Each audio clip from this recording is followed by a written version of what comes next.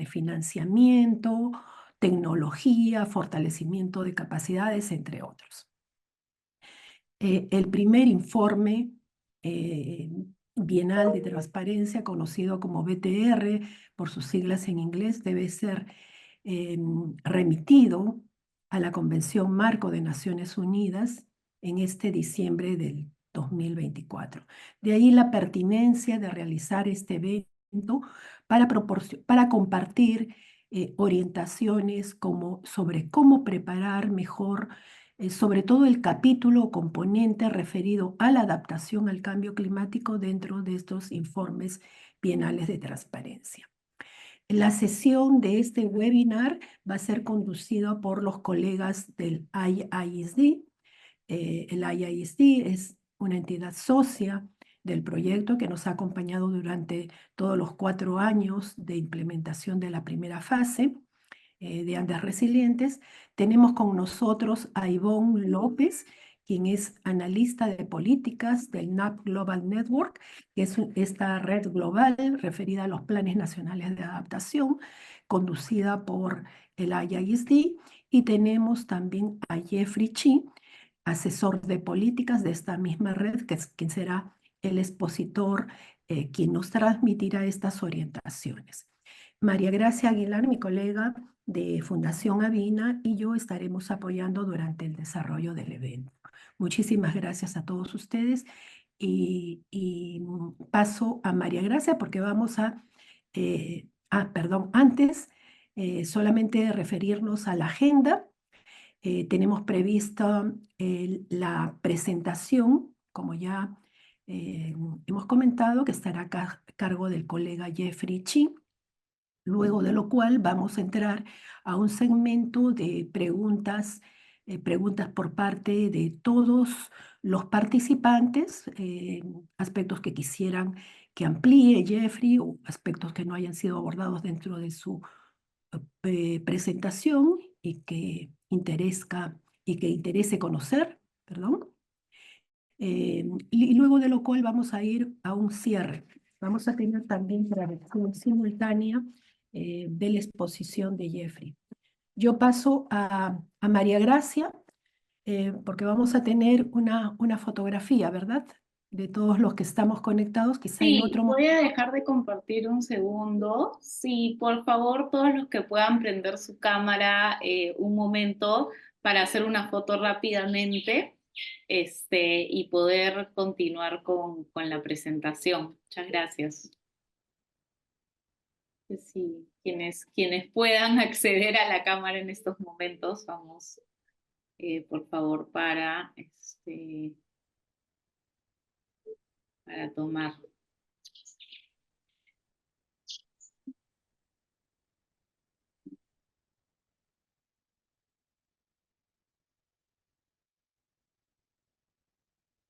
Perfecto, muchas gracias. Regresamos a la presentación. A la presentación de Jeffrey. Ujú. Sí, solamente quería, como mencionabas, contamos con el servicio de interpretación simultánea. Entonces, para activar el servicio, y lo estoy pasando también por el chat, hay en la barra de abajo debe haber un icono del mundo y ahí van a poder elegir el idioma, ¿no? Entonces, si quisieran escuchar la presentación va a ser en inglés, entonces si quisieran escuchar la traducción al español, por favor ponerse en el canal en español, ¿no? Y así también para el tema de las preguntas podamos todos entendernos bien, ¿no? Entonces, tomando eso en cuenta, por favor, si desean cambiar ahora al canal de español para poder escuchar la traducción simultánea. Y le paso a Ivonne la palabra, que va a ser quien nos va a facilitar este webinar. Ivonne, adelante. Muchísimas gracias. Voy a pedirle también a Jeffrey si puede colocar la presentación del IISD. Así puedo presentarle de una vez. Muchísimas gracias, Jeffrey. Bueno, mi nombre es Ivonne López. Trabajo como analista de políticas para Latinoamérica y el Caribe en la Red Global de los Planes Nacionales de Adaptación. cuya secretaría está albergada en el Instituto Internacional de Desarrollo Sostenible. El día de hoy me acompaña mi colega Jeffrey Chi, quien es experto en los procesos internacionales de negociación de cambio climático y biodiversidad. Jeffrey trabaja como asesor político en el programa de resiliencia, así que hoy vamos a tener la oportunidad de escuchar a una persona que ha estado en estos procesos desde hace ya varios años y que va a poder compartir muchísima información valiosa para los países. Desde la red les queríamos comentar también que ofrecemos una variada oferta de apoyo a los países en desarrollo. Esta oferta va desde la generación de productos de conocimiento, el apoyo técnico directo y hasta la organización de intercambios entre pares, lo cual hace promover que los países y los actores involucrados en adaptación puedan tener espacios de discusión e intercambios de experiencia. Este año estamos celebrando el 10º aniversario de la red, así que estamos muy orgullosos de poder contribuir en áreas específicas y que son sumamente necesarias para la adaptación al cambio climático, las cuales van desde el financiamiento, la inclusión social, modelos de gobernanza, entre varios otros temas. Y esto lo hemos hecho ya en más de 60 países. La idea de cómo surge la red es poder brindar apoyo en los procesos de planificación y acción en países de desarrollo. Así que cuenten con nosotros, ya tenemos varios proyectos en algunos de los países que están acá representados y esperamos poder seguir contribuyendo en la región. Pero bueno, durante esta sesión, Jeffrey nos compartirá valiosa información sobre los informes bienales de transparencia. Como ya mencionamos, estos informes son cruciales para demostrar el progreso en la acción climática de los países. Fortalecen la rendición de cuentas, la toma de políticas basada en evidencia. Es importante que conozcamos y conversemos sobre los informes bienales, porque se espera que para finales del presente año ya la mayoría de los países cuenten con su primer informe. Ahí tendrán la oportunidad de reportar sobre los impactos del cambio climático, pero también sobre los esfuerzos de adaptación. Así que, sin más, por el momento voy a ceder la palabra a Jeffrey, quien también nos estará acompañando en la sesión de preguntas y respuestas. Tal como mencionaron las colegas de Andes Resilientes, Jeffrey va a estar brindando la presentación en inglés, así que este es un muy buen momento para activar la interpretación de la llamada en caso de que lo requieran. Jeffrey, bienvenido, and the floor is yours.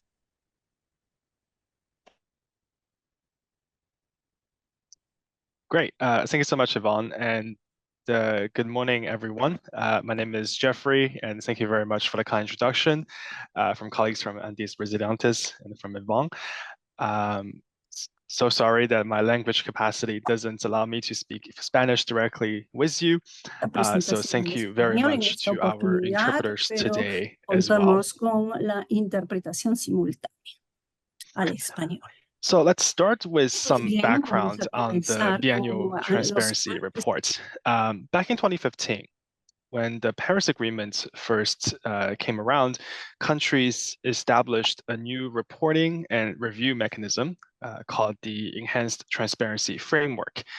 The idea of the Enhanced Transparency Framework really is to build on previous experiences and adapt to the Paris Agreement's universal membership to streamline the reporting requirements and enhance the transparency of action. Now, the biannual transparency report is the reporting instrument for the enhanced transparency framework. It keeps flexibility in mind so that although all countries will be required to submit a biannual transparency report, it has a flexibility provision for small island developing states and the least developed country parties that they may submit at their discretion, noting that there are different resource constraints and that the transparency reporting is time and resource intensive. And as Lakinza mentioned before, the first biannual transparency report is due on the 31st of December of this year, and then every 2 years thereafter. So that means the second biannual transparency report will be due on the 31st of December in 2026. There are 3 different main purposes of the biannual transparency reports. The first is that it helps countries demonstrate progress towards their respective commitments and under the Paris Agreement, and facilitates information sharing and exchange of lessons learned in order to improve climate action. Second, it provides key information for the Global Stocktake Process, or the GST, to assess the collective progress towards the long-term goals of the Paris Agreement. And the third purpose is to facilitate the development and the continuous improvement of a national monitoring, evaluation, and learning system for climate action. As we know, a MAL system is paramount and crucial in terms of collecting the evidence base necessary to assess whether adaptation actions are actually effective and what can be improved in order to improve the overall outcome.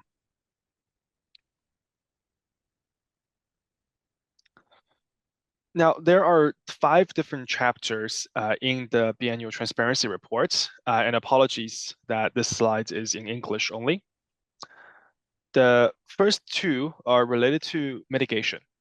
So they are the national inventory reports of greenhouse gas emissions and the progress made in implementing and achieving the nationally determined contributions. The 2 reports are mainly all mandatory for all parties, and remember, small island developing states and the least developed countries can submit at their discretion. And the last 2 parts of the BTR are related to financial technology transfer and capacity building support provided, needed, and received, which are also optional for developing country parties. Today, we're mainly focusing on the third component, which is climate change impacts and adaptation, and information related to loss and damage. Countries are not necessarily required to submit this chapter, but many countries we talked to already are very interested and certainly will submit this chapter in their biannual transparency reports if they are submitting one this year.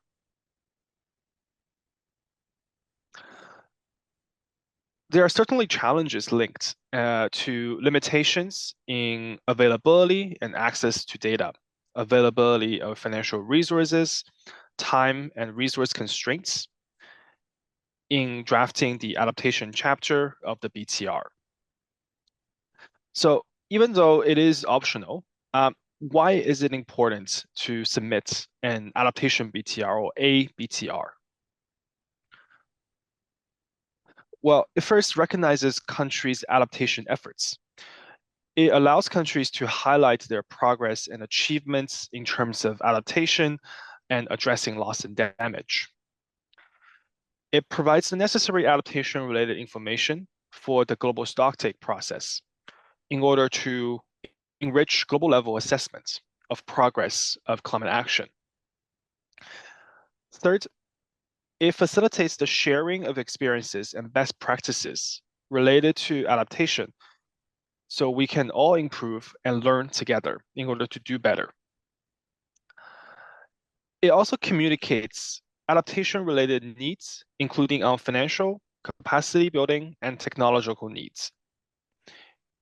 It also helps countries to review and strengthen the relevance and effectiveness of their national monitoring, evaluation, and learning system for adaptation. And lastly, which we will get into a little bit later, submitting an ABTR will help countries to streamline the reporting requirements for adaptation. So what should countries include in this chapter? 2 decisions really provide this guidance. The first decision is Decision 18, CMA1, which provides the modalities, procedures, and guidance for the enhanced transparency framework. Decision 5, CMA3, provides an outline for what a biannual transparency report would look like. So over the next couple of slides, we will kind of go through each of these elements and outline of the adaptation chapter of the BTR. The slides are a bit text heavy, and I will try my best to read through them. But remember, this slide will be available to you after this webinar, so you can take a closer look as well, along with a list of resources. So first part is mainly on the background information related to the country's national circumstances, institutional arrangements, and legal frameworks, as well as the impacts, risks, and vulnerabilities that countries face. So here are some guiding questions for these two elements. What is the starting point of adaptation in your country?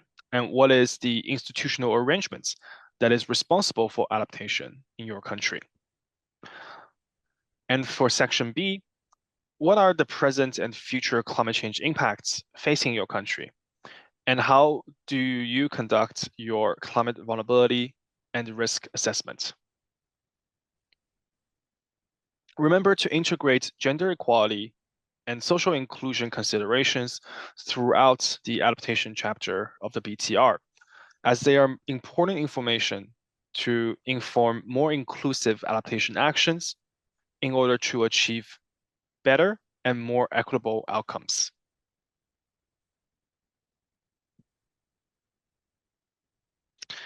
The second part focuses on planning.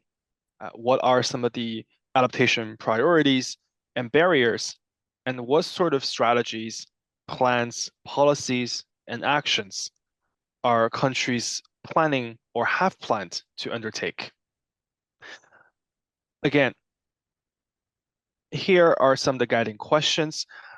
What are the priority areas for adaptation in your country? And what barriers and challenges have you identified?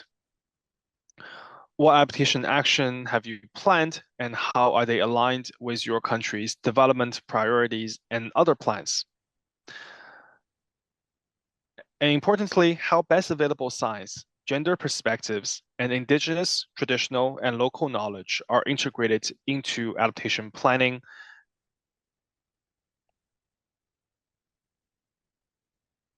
The third component moves into implementation and monitoring, evaluation, and learning.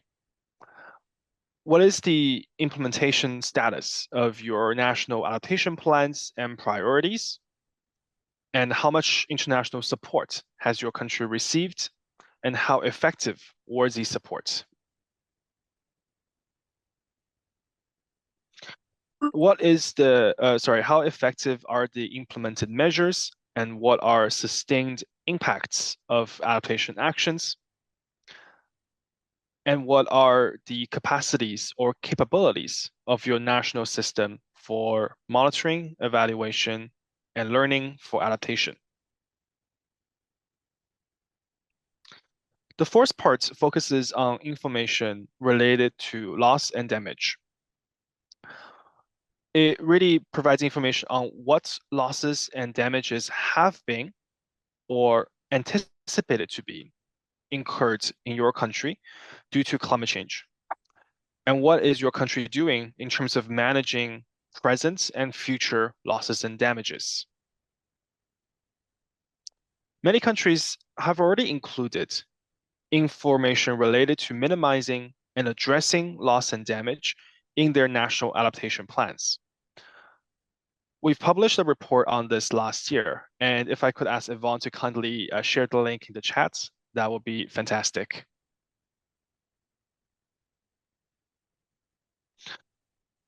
In that report, we included the spectrum of approaches to respond to loss and damage. The idea of minimizing loss and damage is fundamentally about adaptation. Action to address economic loss and damage can utilize a wide range of instruments that includes adaptation actions such as support for rebuilding livelihoods, risk insurance, strengthening early warning systems, enhancing social and financial protection, as well as providing compensation and humanitarian assistance to those are experiencing extreme climatic events. There are also actions for addressing non-economic losses and damages that could include support communities to preserve their culture, planned relocation, active remembrance, counseling, and the conservation and restoration of ecosystems.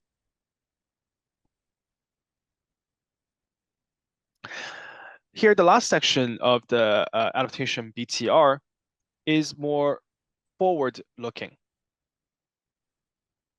looking at what good practices, experiences, lessons learned countries have gathered through their planning and implementation of adaptation actions, and how they are planning to share these information with other countries to enhance the global progress on adaptation. Here, some of the guiding questions are: what activities have your country undertaken to share information, good practices, experiences, and lessons learned on adaptation, and to strengthen scientific research and knowledge related to adaptation? So we got this question in terms of how to report on financial information, especially financial information related to adaptation in the biannual transparency reports. There are 2 chapters in the biannual transparency reports that will provide countries with an opportunity to present that information. The first is in chapter 3 on climate change impacts and adaptation. Countries can use the appropriate sections to outline adaptation finance needs and experiences in mobilizing adaptation finance, whether it is through public or private finance. In chapter 5, in financial technology transfer and capacity building support needed and received, developing countries can use the common tabular format for electronic reporting on financial supports needed and received under Article 9 of the Paris Agreement. So let's take a look at chapter 3 in terms of in which elements or which section countries could submit financial information. In chapter C, in section C and D, countries can highlight their adaptation finance priorities, the costing of adaptation actions, describing barriers and challenges to accessing finance, as well as strategies to mobilize adaptation finance, if applicable.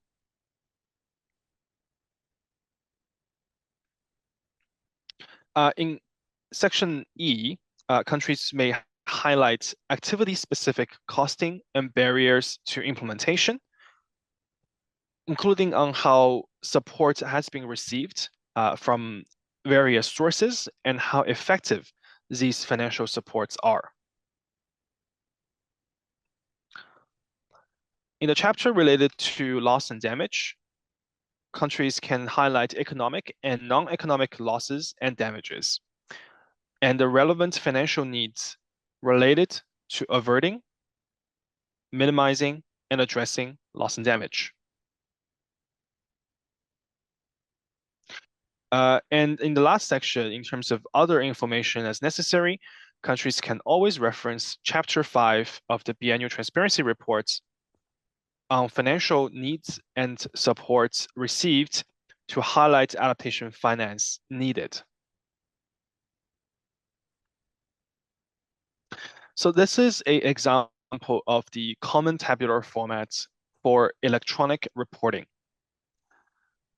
This is for Chapter 5 of the BTR, and the UNFCCC Secretariat has already developed an online tool that will help countries to fill in this information.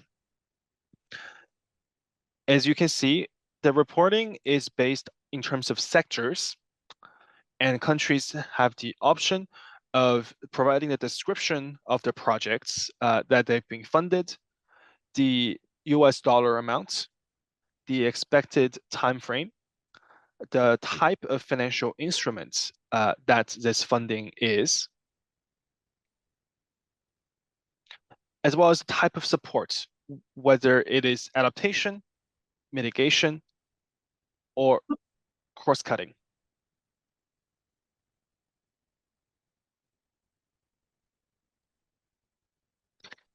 Now, as I mentioned before, the BTR really helps to streamline the reporting requirements under the Paris Agreement.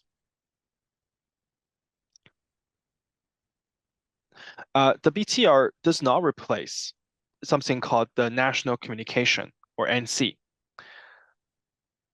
But countries could submit a joint BTR-NC in the year a national communication is submitted. Jeffrey? So I'm in sorry to- 2026, the reporting timeline for the BTR and the national communication overlaps for some parties, and that will repeat every 4 years. Jeffrey? The adaptation chapter of the biannual transparency report covers the mandatory adaptation components of the national communication.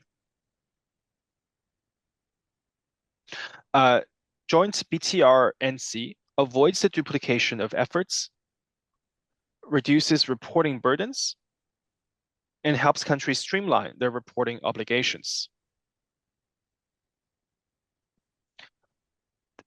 So in this table, which you can look a little bit closer later, it explains the various scenarios that countries may take in terms of submitting a joint BTR-NC.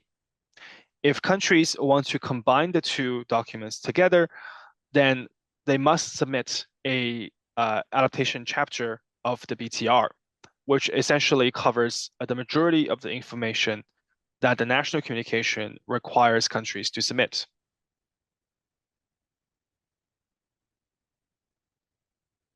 Jeffrey?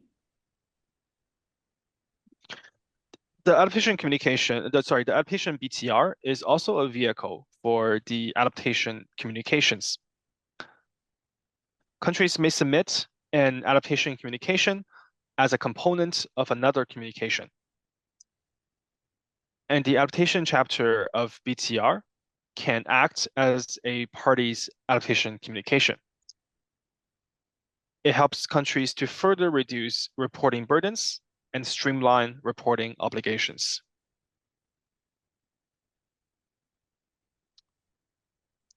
Yes, I can hear you.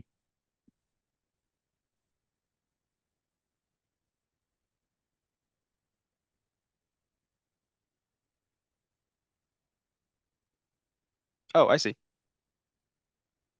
Okay, cool. Let me do that.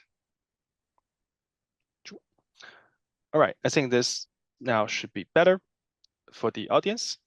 And the interpreter, please let me know if I'm going too fast in the English channel as well. So in this slide, this is a table in terms of kind of the different elements of reporting across the different reporting instruments. So as you can see, the majority of the information that is needed in the Requiere en el capítulo de adaptación de los informes BTR ya están cubiertos en otros instrumentos. National Adaptation Plan, a country's adaptation communication, and for some countries, their NAP reporting, progress reporting. The only big chunks of information that that might be new to countries, that countries need to develop themselves for the purpose of the BTR, are research on adaptation and vulnerabilities, the effectiveness and sustainability of adaptation actions being implemented and planned, as well as the support needed and received, as well as information related to loss and damage. So lastly, before we kind of jump into the Q&A section, I just want to say a few words in terms of the UAE framework for global climate resilience. It provides a really good framing in terms of how countries can report adaptation actions through the adaptation chapter of the BTRs. The current UAE BELEM work program under the Paris Agreement will define the indicators for the global goal on adaptation ahead of COP30. So last year, parties passed this GGA framework that essentially outlines some targets, their dimensional and semantic targets for global adaptation action. The dimensional targets again follows the adaptation policy cycle. Starts with the impact and vulnerability risk assessment, move on to planning, to implementation, and lastly to the monitoring, evaluation, and learning. And overall, this framework will help countries to assess the collective progress they are making on adaptation through the global stocktake process. Now, in the enhanced transparency frameworks, modalities, procedure, and guidance, it says that each party should provide the information on implementation of adaptation actions in accordance with the global goal on adaptation.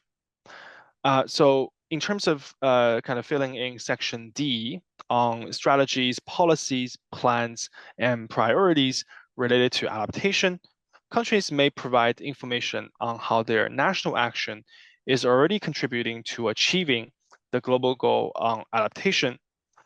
Countries can structure this section of the report based on the various targets or the various purposes of the global goal on adaptation. These are enhancing adaptive capacity, strengthening resilience, and reducing vulnerability. They could certainly also structure this section based on the dimensional targets of the global goal on adaptation framework. So again, these are follow the adaptation policy cycle, vulnerability risk assessment, planning, implementation, and monitoring, evaluation, and learning. So why is it important in terms of submitting an ABTR? It's also to kind of inform the review progress made in terms of achieving the global goal on adaptation. It will help countries inform the future cycles of the global stocktake process, integrating all adaptation-related documents, including the adaptation chapter of the BTR. It will contribute to a collective learning process and a common understanding of needs and actions. It will also contribute to the review of guidance and guidelines of adaptation-related documents under the UNFCCC. And lastly, to achieve a political purpose, it also makes adaptation more visible. Now, lastly, before we jump into the Q&A section, so what are some of the key takeaways for today? Well, one, although the BTR process is complicated and looks a bit daunting in terms of the amount of information it needs, countries really should look into their current reports and data.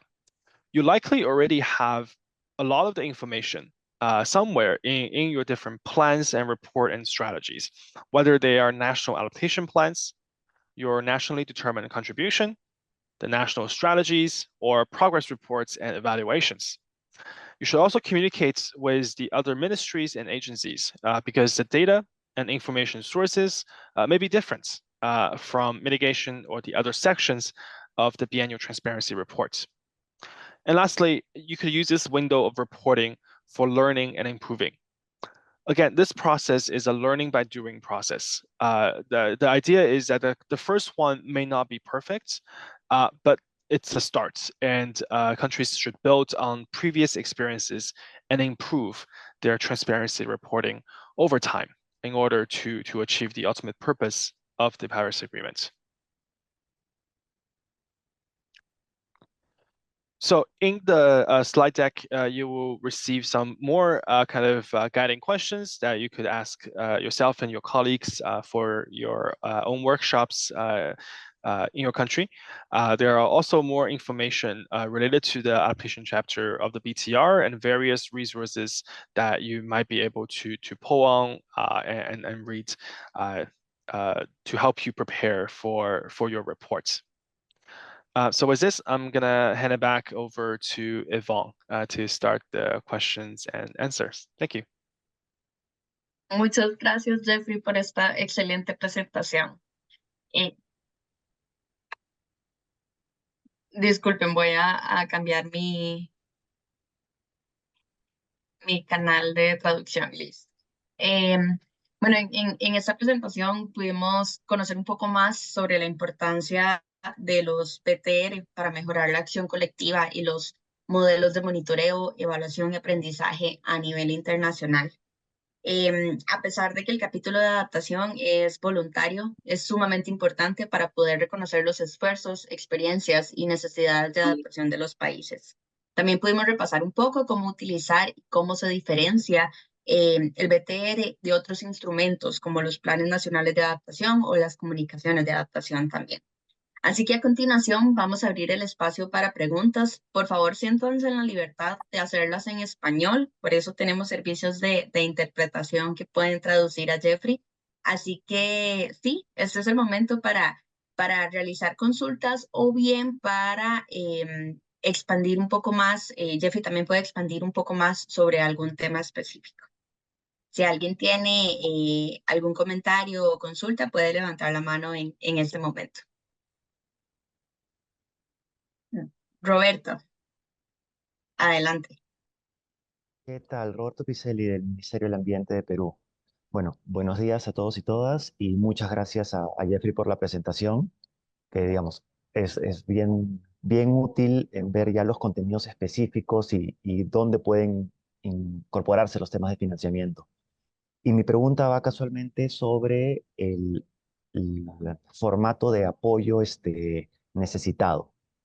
Porque si bien Jeffrey nos comentó que ese formato deberíamos ingresar información más a nivel de proyectos, normalmente uno tiene una idea de las necesidades de financiamiento, una idea de en qué cosas debe trabajar, pero no necesariamente tiene para todo información a nivel de proyecto. En el caso de Perú, tenemos para el logro de la NDC, tenemos identificadas medidas de adaptación para el logro de la NDC y tenemos estimaciones gruesas de cuánto costaría estimar esas medidas, pero no está a un nivel de estimación de costos a nivel de proyecto, sino más que cuál es la meta de esta medida, cuál es un costo aproximado por la unidad de esa meta y a partir de eso hemos sacado estimaciones. Entonces, quería saber, digamos, cuánta flexibilidad o qué tanta flexibilidad va a haber en el reporte para incluir información de este tipo.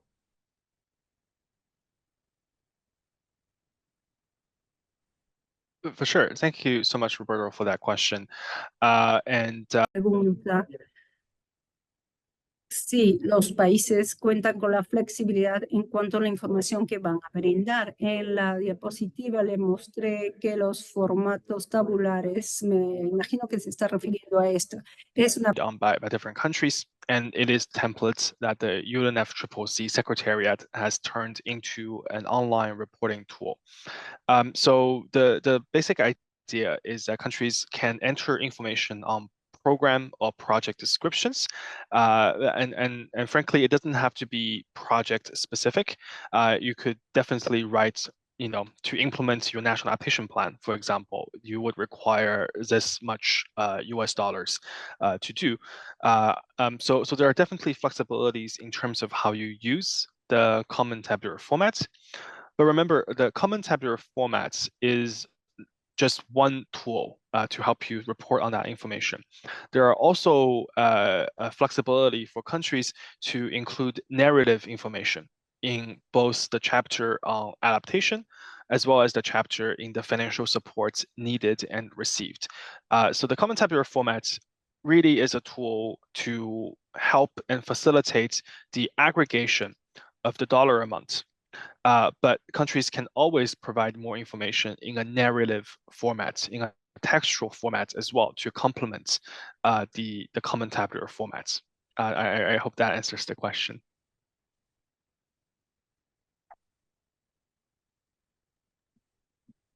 Muchas gracias, Jeffrey, y muchas gracias a Roberto por la pregunta. ¿Alguna consulta más?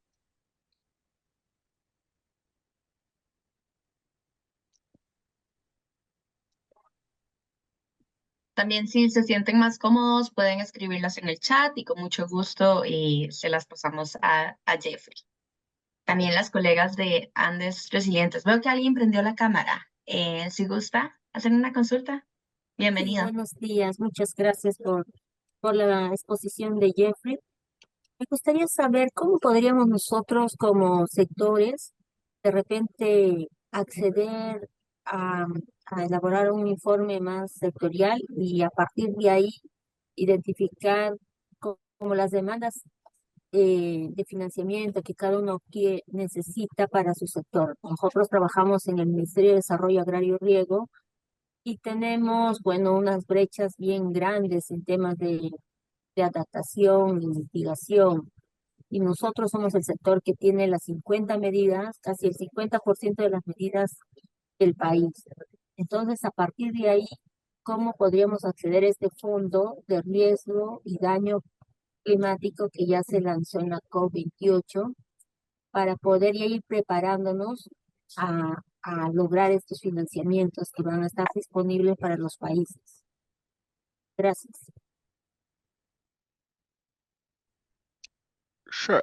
Yvonne, maybe we could take a couple questions all together, like answer them together. Gracias. El que seguía, si no me equivoco, era Luis Céspedes. Sí, buen día, gracias. Soy Luis Céspedes del Ministerio del Ambiente de Perú. Si tenía una consulta referente, había una PPT donde indicaba, por un lado, sobre aquellos puntos que son semejantes entre el BTR con las comunicaciones nacionales, y había un parrafito que se indicaba que se podía hacer una presentación conjunta entre el BTR y la comunicación nacional en un mismo documento, pero tenía un apartado también de a partir del 2026. Entonces, mi consulta es si, por ejemplo, para este año se podría presentar un solo documento con ambos o tendrían que ser cada uno en los deadlines que ya tenemos, que para mediados de año deberíamos lograr las comunicaciones nacionales y para fines de año los BTR. Muchas gracias. Jeffrey, tenemos dos preguntas más. ¿Gustas responder estas dos y luego vamos por las otras? Sure thing, Yvonne. Thank you so much. And thank you to both colleagues for your questions. For the first question on access to funding, especially for the agricultural sector, unfortunately, I'm not a finance expert, but what I can say is in the common tabular format for reporting on financial information climate finance needed and received, it is grouped by sectors and by subsectors as well. So agriculture and water and sanitation are certainly a sector that could be reported on. And one of the ideas for the biannual transparency reports is not just to report on countries' fulfillment of their Paris Agreement obligations. It is also to provide the necessary information to highlight some of the challenges as well as the supports needed in order to help them fulfill their Paris Agreement obligations. So that's why submitting an adaptation BTR is so important. It also provides different funders and different, either from the public sector or from the private sector, to highlight some of the actions that are ongoing and some of the actions that needs to be done in order to build resilience and address climate change. Certainly in the for the loss and damage information parts, it will be an information source for the collective assessment of progress or collective assessment of losses and damages around the world. And that information will be used to inform the loss and damage fund that was established last year. Now, the specific modalities of the loss and damage fund is still being negotiated, I believe. since it is being hosted by the World Bank, they still have not finished the institutional arrangements parts in terms of that fund. So it might be a while before that fund can be operationalized, but other colleagues who are more familiar with the loss and damage negotiations can certainly jump in and correct me here. But again, a lot of the information on losses and damages are already in countries' national allocation plans, and certainly it's about how to pull this information together in a coherent and cohesive way to present them and to present the challenges and the barriers that countries face in terms of accessing the necessary means of implementation. And for the colleagues from Peru, in terms of the joint submission of NC and BTR, certainly the 2026 timeline is based on the revision from COP25 in Chile, which basically try to unify the timeline for submission between developed countries and developing countries. For the majority of countries, 2026 is the first time the two reports will overlap, but developing countries may operate on a different timeline from developed countries. And maybe this year or next year is the first time they overlap. And certainly it is an option to combine those in those 2 years, even before 2026, as long as the timeline stays consistent. So every 4 years thereafter. So hopefully that answers the question. Over to you, Eva. Muchas gracias, Jeffrey, a los colegas que realizaron las consultas. Tenemos las últimas dos, así que le voy a dar el espacio a Lizzie. Gracias, Iván. Gracias, Jeffrey, por la explicación que nos hiciste. Mi pregunta va un poco en línea con lo que Luis Céspedes había hecho. Yo soy del Ministerio del Ambiente también.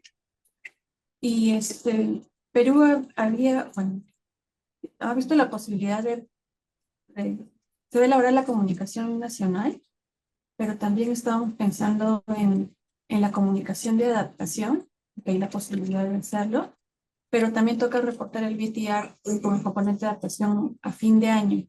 Entonces, en uno de los cuadritos que Jeffrey mostró, que salían los temas de estos 3 documentos, bueno, la comunicación nacional no, pero sí estaba la comparación del BTR con la comunicación de adaptación. Como hay temáticas que se repiten, no estábamos muy seguros de que sí se podría repetir los contenidos entre documentos y solo agregar o quitar aquellos que son diferentes, por ejemplo, el de pérdidas y daños, que está en el de BTR, pero no en la comunicación de adaptación. O si de repente un mismo documento, como Luis preguntaba, se podría presentar como reportando a cada uno de ellos, quitando también información.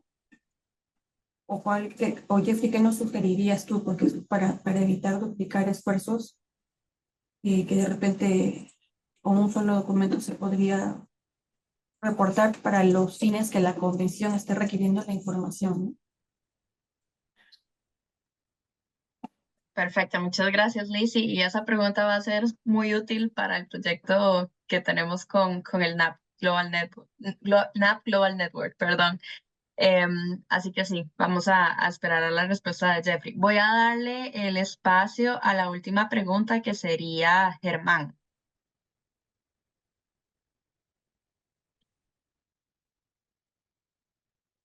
Bueno, gracias, Ivonne.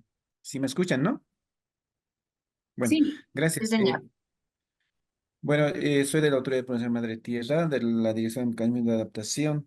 Y estamos aquí con el director de Mecanismos de Adaptación más, el ingeniero Omar. Estamos escuchando atentamente este webinario. Justamente nosotros hemos estado desarrollando desde la anterior semana y ayer hemos concluido todo lo que es la medición de las metas, lo que es de NDC, en la cual nosotros tenemos identificado lo que es agua y agropecuaria como por excelencia lo que es la adaptación. Y de paso se ha construido un manual orientativo para los sectores, porque aquí en Bolivia se tiene estructurada de esta forma. La APMT, la Autoridad de Protección de Madre Tierra, es la entidad encargada de hacer los reportes oficiales y los demás sectores, los que generan la información, para eso hemos generado un manual orientativo, la cual ha sido socializado. Aparte de eso, estamos consensuando todas las unidades métricas, todo esto, cómo va a ser. Entonces, es así, pero no tenemos otros que, por ejemplo, en cuestión de género, en financiamiento todavía no tenemos en eso, pero estamos viendo lo que el Ministerio de Planificación y Desarrollo, que es la entidad que monitorea, la que hace gestión de financiamiento, entonces sería a partir de eso que también tengamos esos datos. Y la pregunta es que nosotros, hay ciertos datos que no van a ser tan para poder verificar, pero los demás que son con sectores que están consensuando, se va a poder verificar. Entonces, a ese nivel, lo que yo estoy entendiendo en este webinario, no sería tanto que nosotros nos preocupemos de que tengamos siempre datos bien reales, porque en lo posterior vamos a ir poder gestionando también, porque hay debilidades como en cada uno de los sectores de diferentes países que no se tienen datos, entonces necesitamos como sistemas de monitoreo, ¿no? Unos seguimientos para programas que son relacionados en cuanto a adaptación. Eso sería la pregunta y si este año, como Luis preguntaba también de que nosotros el BTR, que es en cuestión de mitigación misma que se tiene que presentar, también podríamos anexarlo lo que es de adaptación, ¿no? Eso es lo que entendemos, ¿no? Nada más, muchas gracias. Muchas gracias, Jeffrey. Si brevemente puede responder a ambas preguntas, te agradecemos. Sure. Thank you so much, Lizzie and Hamon, for the question. So on the first question, yes, to avoid duplication of effort, it will save a lot of time and resources. So in my personal view, again, this is just my personal view, the BTR is a fantastic choice in terms of try to avoid the duplication of effort, because the BTR can be used as a adaptation communication. It can be used as a national communication. And certainly a lot of the information can be pulled directly from your country's national adaptation plan and other strategies as well. So a lot of the information are similar across the line. So that's one way. The other way is if you already have an adaptation communication ready, you can always cross-reference. So again, none of these information are required by the Paris Agreement. These are suggestions outline. And you could always just in your BTR say, we already provided this information in this adaptation communication previously submitted or in our nationally determined contributions. So that's a fantastic way to kind of try to minimize that duplication. And thank you so much for the question, Haman. In terms of, and again, these information and outline, they are not obligatory. So countries have the flexibility to include information or not include certain information. But one thing it is very good, and you brought up, is the data challenges. So how to highlight those challenges and barriers in your BTR is important. It provides a rationale and justification for the continued investment into monitoring, evaluation, and learning system. It also provides a justification for continued investment into adaptation processes in developing countries. And again, the first BTR, it's a trial by learning by doing process. So this is a good opportunity to try first. It might not be perfect, but the next time we can all learn from this experience and do something and improve on our reporting as well. So hopefully that answers the question. Thank you. Muchísimas gracias, Jeffrey. Bueno, justo a tiempo, 9 de la mañana. De parte del Instituto Internacional para el Desarrollo Sostenible, les quisiéramos agradecer muchísimo por la oportunidad de poder presentar y estar con ustedes el día de hoy.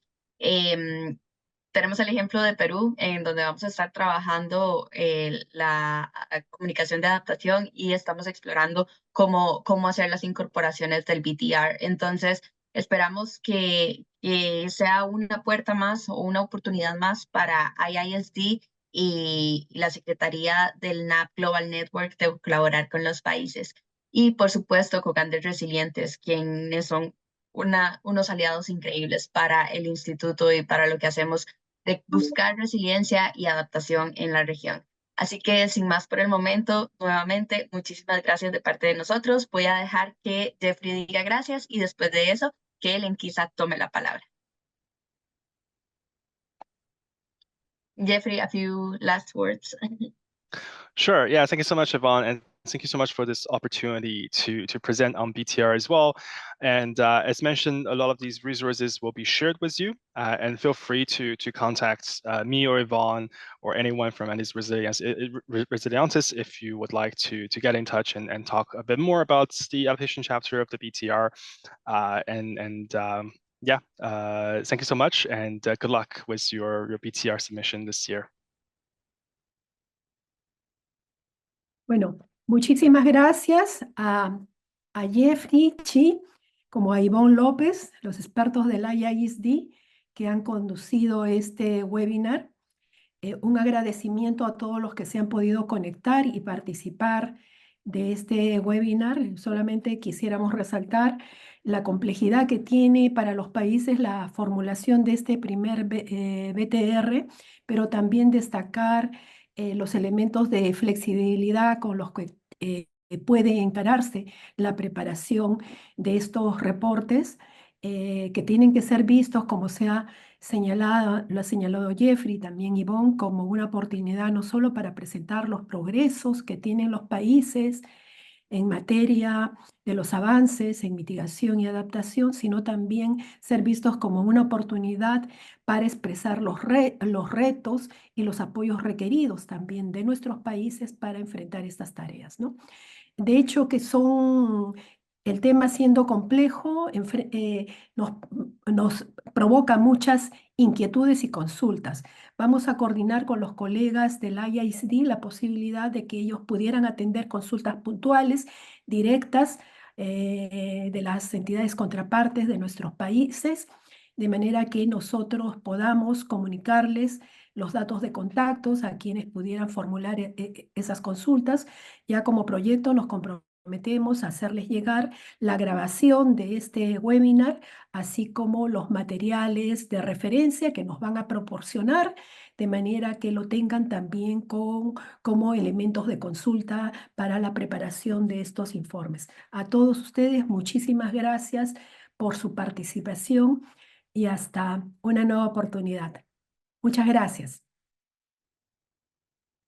Buen día, gracias. Gracias. Muchas gracias. Gracias. Gracias. Muchas gracias. Hasta luego. Muchas gracias, hasta pronto. Gracias. Hasta pronto.